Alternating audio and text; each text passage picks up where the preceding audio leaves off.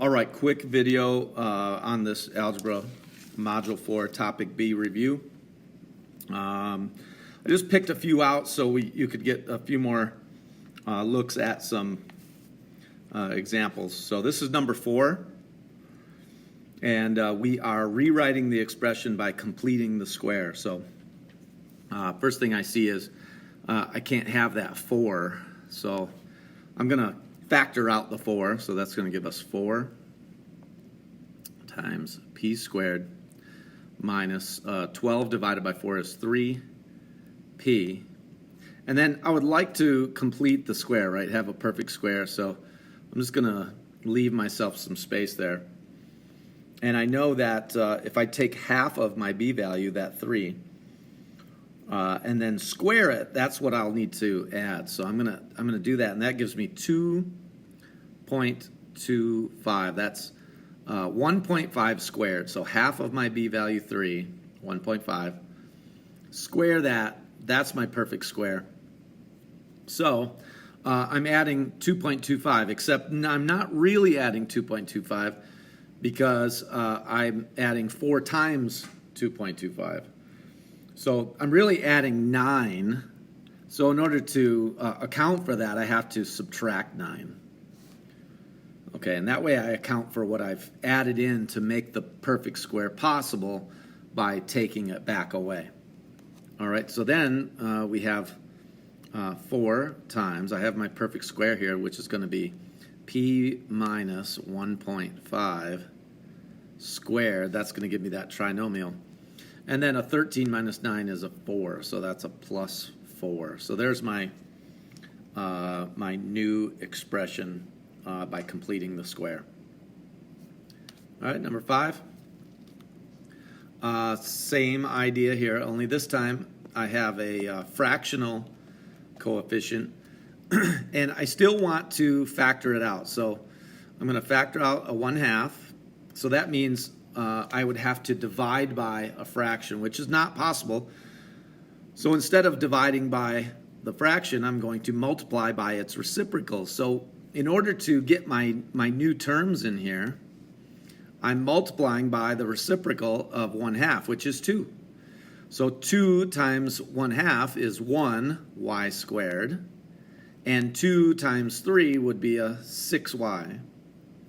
And then I want to complete the square, so I'm going to leave myself a space there. And then half of 6 is 3, and 3 squared is 9. So that's what I need to do to make the perfect square. And I need to adjust for my adding 9, except I didn't really add 9. I added half of 9, and half of 9 would be 4.5. So instead of adding 4.5, I want to subtract 4.5. Okay, and then I can rewrite this as 1/2 times my perfect square is going to be y plus 3 squared, and then a negative 4 and a negative 4.5 is a negative 8.5. And that's it. That's number 5. All right, let's jump ahead to number 11. On number 11, our directions are solve by completing the square. So we've got to complete the square, only this time we have to solve for some x values. So first thing I want to do is I see that my coefficient is a 1 here, so that's good. So then I need to add something to make this a perfect square. Well, half of 2 is 1, and 1 squared is 1, so this is going to be a plus 1. Oh, that's 2x plus 1.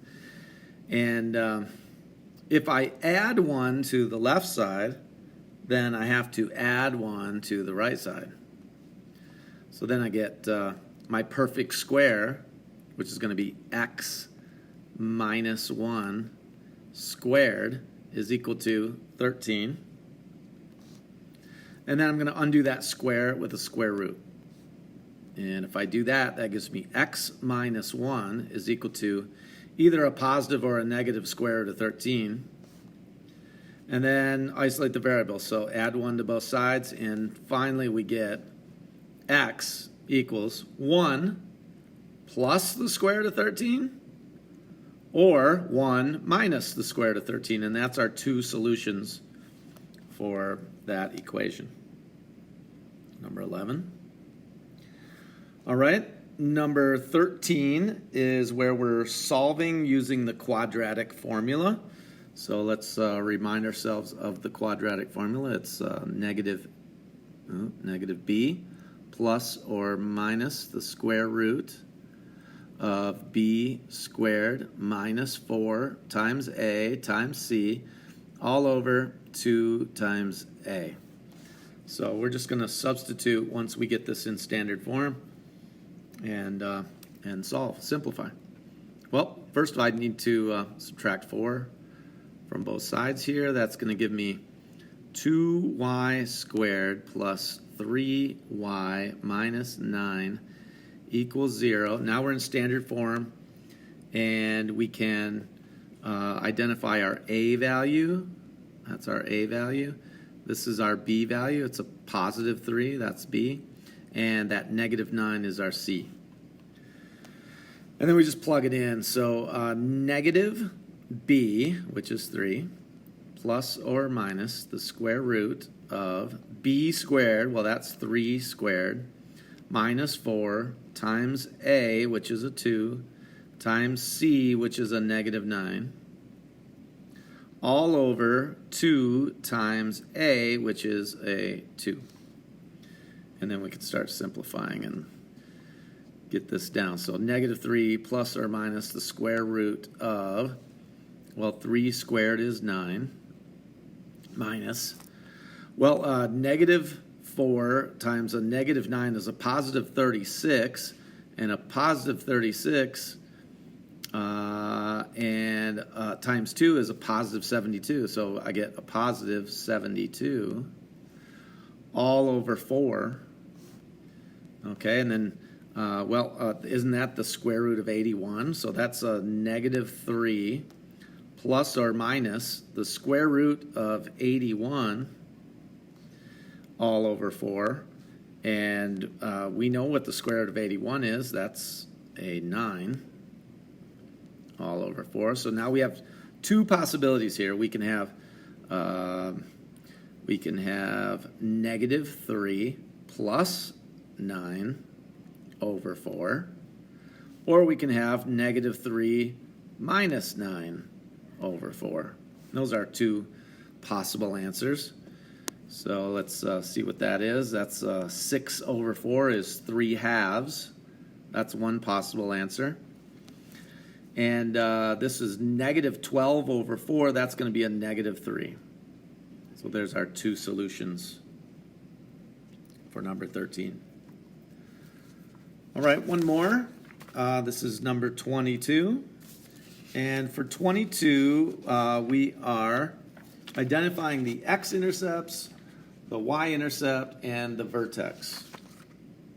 So let's start with the, the y-intercepts are pretty easy. That's just when x is 0. So the y-intercept is, well, that's when x is 0. So y will equal, I just put a 0 in for x, 0 squared minus 6 times 0 plus 5. So y would have to equal, well, that's just 5.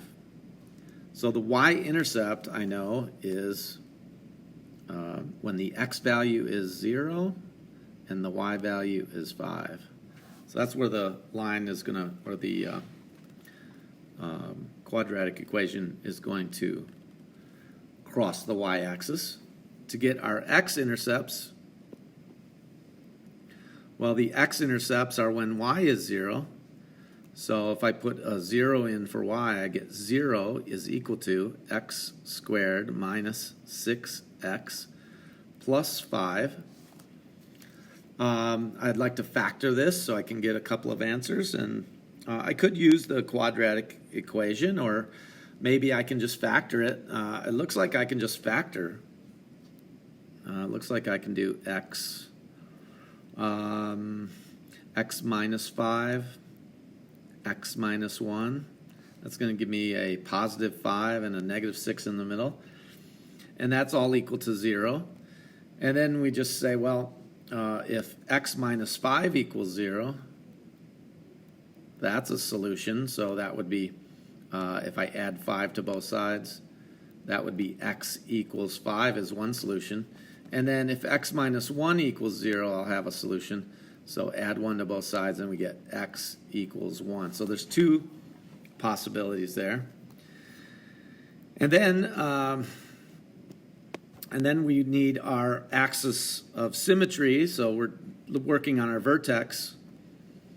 And if I take my two x values, by the way, this would be 5, 0 and 1, 0, right? When y is 0, what is your x value? Those are the x-intercepts. And then I want to take my two x values, 5 and 1, add them together and divide by 2. Find the average, find the middle. So this is 6 divided by 2 is 3. So my x value of the vertex has to be a 3.